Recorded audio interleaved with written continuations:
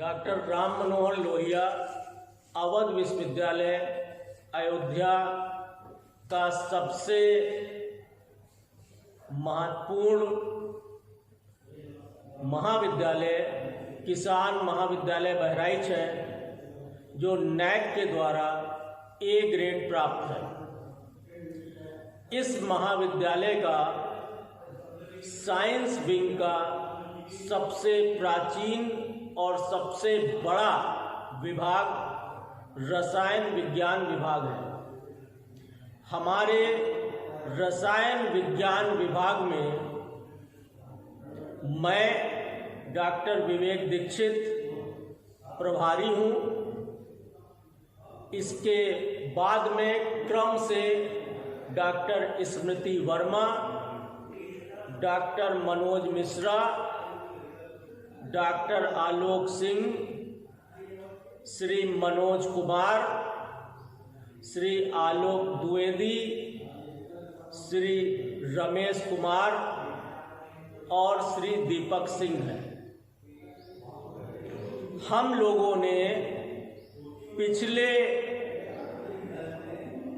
Lecture में जो बात की थी वो थी BSEPR थ्योरी।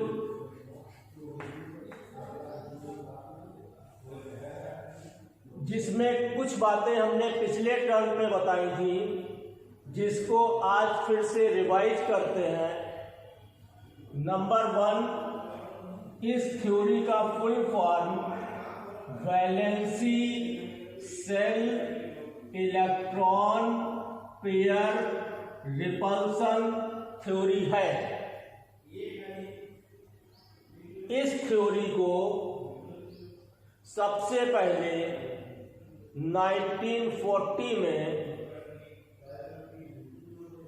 सिडविक और पाउलिंग ने दिया था, और इसके बाद 1957 में इसका एक्सटेंशन नायोम और गिल्स्पी ने किया था। ये थ्योरी हम लोगों को मॉलिक्यूल के शेप के बारे में बताती है। किस प्रकार से बताती है, इसके बारे में मैंने पहला पॉइंट बताया था कि किसी भी मॉलिक्यूल में 2 प्रकार के एटम होते हैं। एक एटम को हम लोग सेंट्रल मेटल एटम कहेंगे और दूसरे एटम को एसोसिएटेड एटम कहेंगे। किसी भी मॉलिक्यूल में सेंट्रल मेटल एटम वो एटम होगा जिसका नंबर 1 होगा और साइज बड़ा होगा। एसोसिएटेड एटम वो एटम होगा जिसका नंबर 1 या 1 से ज़्यादा होगा और साइज छोटा होगा। जैसे CH4 की जब बात करें तो इसमें C सेंट्रल एटम है और H एसोसिएटेड एटम है।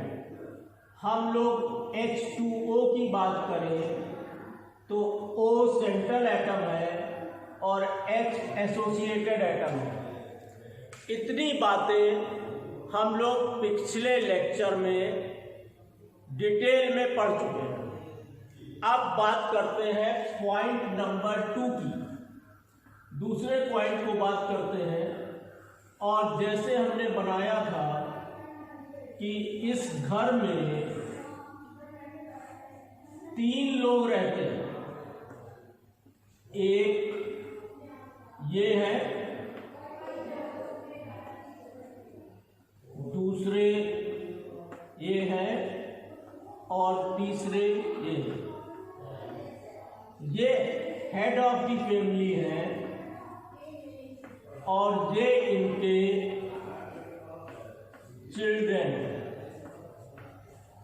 यदि हम लोग मान लें कि ये फैमिली मार्केट में घूमने जाती है और एक चीज इसको पसंद आती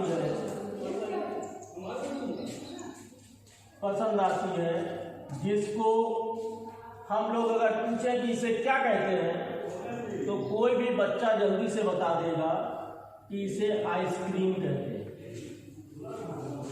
अब यदि इसके पास में 8 रुपए है, इसके पास में 3 रुपए है, इसके पास में 2 रुपए है और ये आइसक्रीम 10 रुपए की है, तब जो नॉर्मल कंडीशन होगी कि हेड ऑफ फैमिली अपने 8 रुपए दे देगा और बच्चों से 1 ईच ले लेगा, हर बच्चे से 1। इस तरह से टोटल 10 रुपए हो जाएंगे। वो आइसक्रीम को खरीद लेगा और अपने दोनों बच्चों को बराबर बांट देगा। किसी भी जगह पर जो हेड ऑफ द फैमिली है वो कोशिश करता है कि किसी भी काम में अपनी सभी पूरी जमा पूंजी को लगा दे और बच्चों से बराबर मात्रा में कम से कम ले। सेम यही ट्रेंड मॉलिक्यूल में भी फॉलो होता है। जो मॉलिक्यूल का सेंट्रल एटम है वो मॉलिक्यूल फॉर्मेशन में अपने सभी वैलेंसी सेल इलेक्ट्रॉनों को डोनेट कर देता है और जो एसोसिएटेड एटम होते हैं उनके वैलेंसी सेल से 1 ईच इलेक्ट्रॉन ले लेता है। तो पॉइंट नंबर 1 में हमने ये पहचाना कि किसी भी मॉलिक्यूल में सेंट्रल एटम कौन सा है, और पॉइंट नंबर 2 में हम लोगों को ये पता करना है कि इस मॉलिक्यूल के पास कुल कितने इलेक्ट्रॉन हैं, total number of electron in a molecule.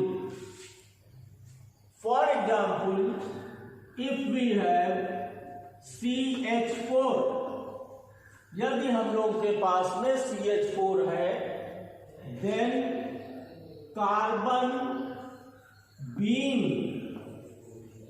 Central atom, carbon central atom है and it will give 4 electrons. ये जो इलेक्ट्रॉन देगा उसका नंबर होगा 4 इलेक्ट्रॉन, क्योंकि इसके वैलेंसी सेल में 4 इलेक्ट्रॉन है। 4 हाइड्रोजन एटम जिनको मैंने शब्द दिया है एसोसिएटेड एटम का, विल कॉन्ट्रीब्यूट 4 इलेक्ट्रॉन, और इस तरह से टोटल इलेक्ट्रॉन हो गए 8 electron. Let us see another molecule H2O। H2O की बात करते हैं। इसमें कौन सा सेंट्रल एटम है, किसी से भी पूछेंगे तो वो आसानी से बता देगा कि ऑक्सीजन एक सेंट्रल एटम है। क्यों है? क्योंकि इसका नंबर 1 है और इसका साइज बड़ा है। और ऑक्सीजन के वैलेंसी सेल में कितने इलेक्ट्रॉन होते हैं? उनका नंबर है 6। तो ऑक्सीजन के हम लोगों ने 6 इलेक्ट्रॉन ले लिए। अब एसोसिएटेड एटम क्या है? हाइड्रोजन। और जो हाइड्रोजन हम लोग का एसोसिएटेड एटम है इसका नंबर है 2, और 2 हाइड्रोजन एटम से जो इलेक्ट्रॉन हमने लिए वो हो गए 8। तो इस तरह से इसके पास में भी टोटल इलेक्ट्रॉन्स का नंबर हो गया 8। एक और एग्जाम्पल लेते हैं, NH3। NH3 में नाइट्रोजन सेंट्रल एटम है। इसके पास में कितने इलेक्ट्रॉन है? 5 इलेक्ट्रॉन। और 3 हाइड्रोजन एटम जो एसोसिएटेड एटम है उनके पास में कितने इलेक्ट्रॉन हैं? 3, 1 ईच। तो टोटल इलेक्ट्रॉन हो गए 8। एक और एग्जांपल लेते हैं, SF6। SF6 में सेंट्रल एटम क्या हुआ? S, और S के पास इलेक्ट्रॉन कितने हुए? 6। और एसोसिएटेड एटम क्या हुआ? फ्लोरीन, और फ्लोरीन के पास से कितने इलेक्ट्रॉन लेने हैं? 1 ईच। तो 6 फ्लोरीन एटम से कितने लेने हैं? 6। तो 6 सल्फर के, 6 फ्लोरीन के, टोटल इलेक्ट्रॉन 12। तो अब आप लोगों को आसानी से समझ में आ गया होगा इस थ्योरी के पहले 2 पॉइंट। पॉइंट नंबर 1, हम ये पहचानेंगे कि किसी भी मॉलिक्यूल में सेंट्रल एटम कौन है और एसोसिएटेड एटम कौन है। पॉइंट नंबर 2 में हम लोग सेंट्रल एटम के वैलेंसी सेल के सभी इलेक्ट्रॉन को ले लेंगे और एसोसिएटेड एटम के 1 ईच। इस प्रकार से टोटल इलेक्ट्रॉन्स हमने निकाल लिए। अब बात करते हैं पॉइंट नंबर 3 की। पॉइंट नंबर 3 में हम लोगों को इलेक्ट्रॉन के पेयर बनाने हैं, और पेयर कोई भी बच्चा बहुत आसानी से बना सकता है। जैसे हमने पूछा कि चेहरे में आईज कितने पेयर हैं, सब बता देंगे 1, क्योंकि किसी को भी 2 से डिवाइड कर दो तो पेयर्स की नंबर आ जाता है। अब मान लो टोटल इलेक्ट्रॉन की संख्या है 8, तो टोटल पेयर कितने हो गए? 8 को 2 से डिवाइड करेंगे, it is equal to 4 pair. हम लोग के पास में टोटल इलेक्ट्रॉन है 10, 2 से डिवाइड करेंगे 5 पेयर। हम लोगों के पास में टोटल इलेक्ट्रॉन है 12, 2 से डिवाइड करेंगे 6 पेयर। तो पॉइंट नंबर 3, हमको टोटल इलेक्ट्रॉन में 2 से डिवाइड करने पर नंबर ऑफ पेयर्स पता चलेंगे। अब बात करते हैं पॉइंट नंबर 4 की। हम लोगों के जो इलेक्ट्रॉन पेयर हैं ये 2 प्रकार के होते हैं। कितने प्रकार के होते हैं? 2 प्रकार के। एक को कहते हैं बॉन्ड पेयर। क्या कहते हैं? Bond pair. और दूसरे को कहते हैं लोन पेयर। तो इलेक्ट्रॉन 2 प्रकार के हुए, 1 is bond pair, another is lone pair. अब कोई भी क्वेश्चन पूछ सकता है कि हम कैसे पहचानेंगे कि बॉन्ड पेयर कितने हैं और लोन पेयर कितने हैं? बहुत आसान सा जवाब है। किसी भी मॉलिक्यूल में जितने एसोसिएटेड एटम हैं उतने बॉन्ड पेयर हैं। Number of associated atoms is equal to number of bond pair. समझ में आया? Number of associated atom is equal to number of bond pair. वहीं दूसरी तरफ lone pair is equal to total number of pair minus bond pair. Lone pair क्या होगा? Total number of pair में से बॉन्ड पेयर को minus कर देंगे तो हमें लोन पेयर मिलेगा। तो अब हम लोग इस पॉइंट को भी एग्जाम्पल से समझते हैं। जैसे हमारे पास एग्जाम्पल है CH4, central atom carbon, electron 4, H associated atom electron 4, total electron is equal to 8 and total pair is equal to 4. Associated atom is equal to 4, hence bond pair is equal to 4 and lone pair 4 minus 4 is equal to 0. तो CH4 के पास bond pair 4 होंगे और lone pair 0. अब हम लोग दूसरे example पे आते हैं. Example number 2. Example is NH3. Nitrogen is central atom, hydrogen is associated atom. It is our point number 1.